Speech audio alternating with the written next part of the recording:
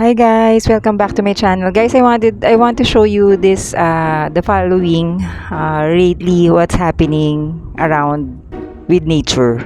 With nature guys kasi I'm so kind of stressed with yung online selling, back to online selling. So anyway, I wanted to show you guys, just sharing. Thank you guys. Okay, Mika, my cat, guys, lately she's been I don't know, she's been lounging. Okay, that's you see the mess around. Those are part of the selling, and I'm trying to organize things. Yes, but anyway. Okay, this guys is not an actual recorded video of mine. It's just from Pixabay. Okay, so I wanted to show you guys here. From that huge leaf right there. Up there, guys. My gosh, can you see, guys? Duhat. It's a kind of a sour Philippine berry. Let me just check the name. So it's this one, guys, Java plum. So if up close, guys, this is the Okay, there you see. Can you see, guys? There's a lot of Java plums up there. I wanted to. I don't know. It's so hard to come up. I'm trying to think of the guys, how it will be how it will happen. So we'll see, guys. It's so dangerous to go up there.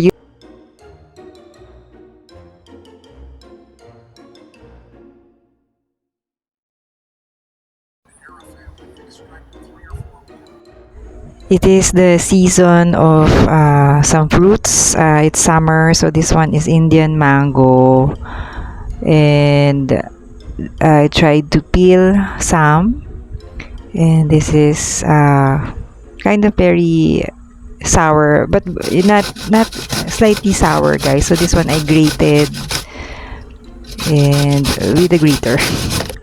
You can also use your food processor, and one thing that's good with this one, you get to the bone when you grate it. So this one I added sugar and then cold water. So really the goal is to make green mango juice. Yeah, that's my ate. Okay, this one I also made it as a salad. Yes, that's green mango drained. And this one is Mika. I'm trying to dust off the where he played in she played in a sandbox. Yeah, that's my cat. So guys, you see this one, another day of eating fruits. Grateful for this food, guys. Let us be grateful with the food we eat every single moment, guys. This one yes, I have my tofu here, so I'm changing the water twice a day. This one is frozen mango cheeks. I mean, yeah, the mango meat, and then mixed with water, cold water, and I just squished it with the fork. Yes, you can always use a blender, definitely. Okay, and then just poured it. Grated squash or pumpkin, and yes, this one I mix it with whole oats. That's it, no seasoning. That's it. If you like lang, you can always season with anything, or onions, garlic with some spices. And this one is oyster sauce and mayonnaise. It's my weekend food. And then I added more grated raw pumpkin or squash, and then these ones are tightly are baked. I use it as a bread and as a sandwich, as a filling for the sandwich. So that's my pumpkin whole oats sandwich.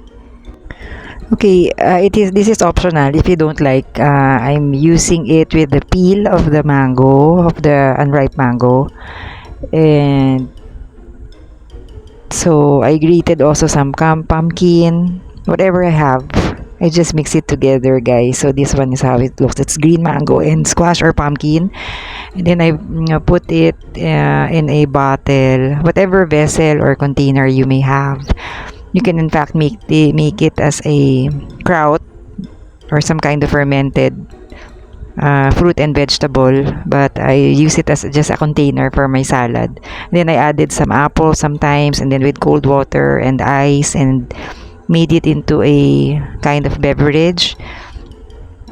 Shake it from time to time. You can bring it also, stash it in your bag. And then this one, I use it as a juice, of course, as a beverage. And then as a salad as well. And this one is ripe mango, apple, and green mango. Thank you, guys.